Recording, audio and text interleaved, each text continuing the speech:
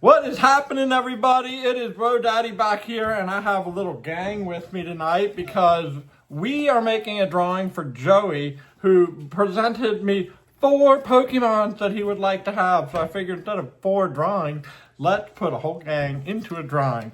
So we are working with Superior, Lechonk, Torterra, and Volcanion.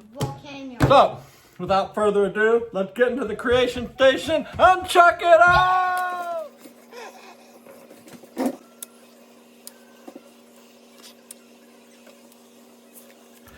Okay, so since we're doing 4 characters, you just gotta kind of pick a starting point, and I like to go a little bit off-center.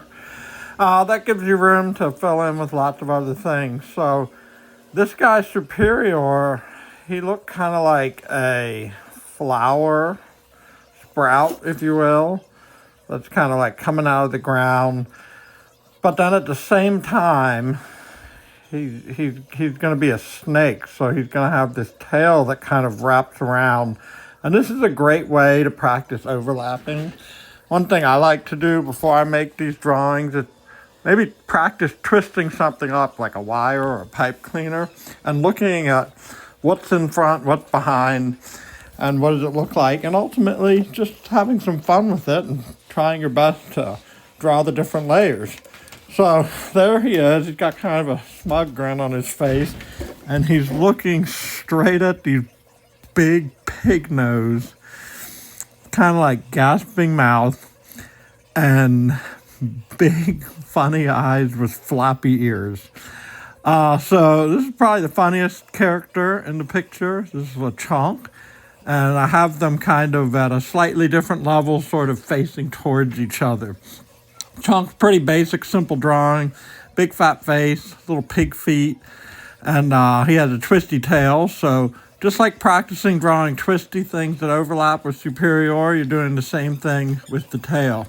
Now for the third drawing, I just kind of jammed him in between because this one looked kind of like a turtle, and he almost looked like he's coming out of the ground. So what I wanted him to be doing was popping out of the ground and kind of banging into Lechonk, or maybe Lechonk stomped on him.